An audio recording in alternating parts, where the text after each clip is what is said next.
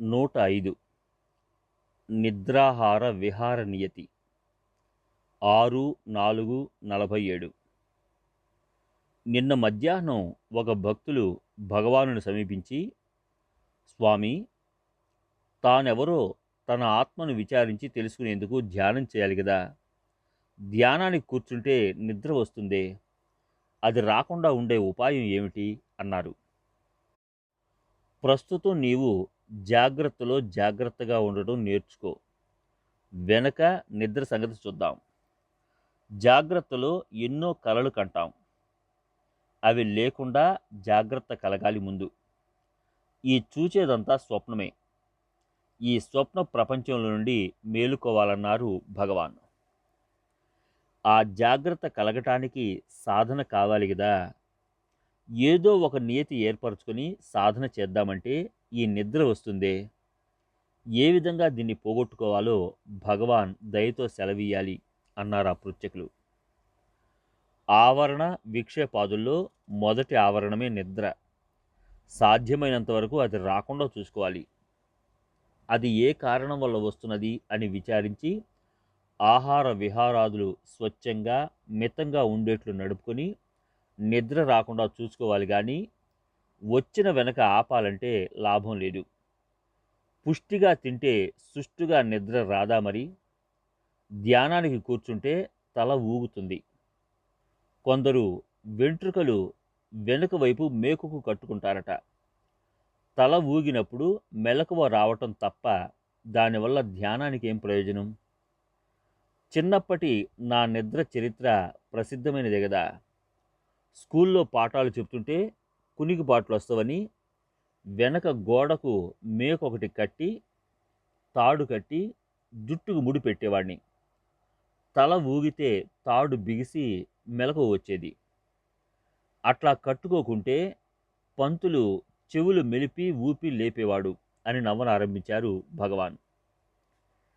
భగవాన్ ఇదంతా కల్పించి చెప్పలేదు కదా అన్నారు మురుగనార్. లేదు లేదు, వాస్తవమే. పాఠం వినకుంటే పంతులు దండిస్తాడని అట్లా చేసేవాడిని.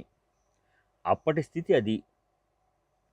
ఇక్కడికి వచ్చిన మొదటి రోజుల్లో కళ్ళు మూసుకొని ఒకే ధ్యానంలో ఉంటే రాత్రేదో పగలేదో తెలిసేది కాదు.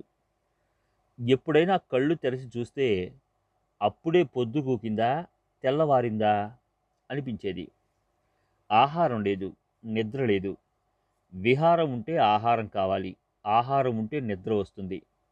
విహారం లేకుంటే ఆహారం వద్దు, ఆహారం లేకుంటే నిద్ర రాదు. ప్రాణాధారంగా ఏ స్వల్ప ఆహారమో కుక్షిలో పడితే చాలు. నాకంతే అయ్యేది. కళ్ళు తెరిచినప్పుడు ఎవరో ఒకరు ద్రవరూపంగా ఏదో ఒకటి ఒక గ్లాసు ఆహారం ఇచ్చేవారు, అంతే. అయితే ఒకటి, ఒకే నిర్వికల్ప నిష్టలో ఉన్నప్పుడే తప్ప మనస్సు శరీరం వ్యవహారార్థం ఉపయోగించినప్పుడు ఆహార నిద్రలు విసర్జించడానికి వీలవుతుందా? అట్లా చేస్తే శరీరం తూలుతుంది. అందువల్ల మిత సాత్విక ఆహార విహార నియతి ఆత్మోన్నతికి అత్యంత ఆవశ్యకమని చెప్పవలసి ఉన్నది.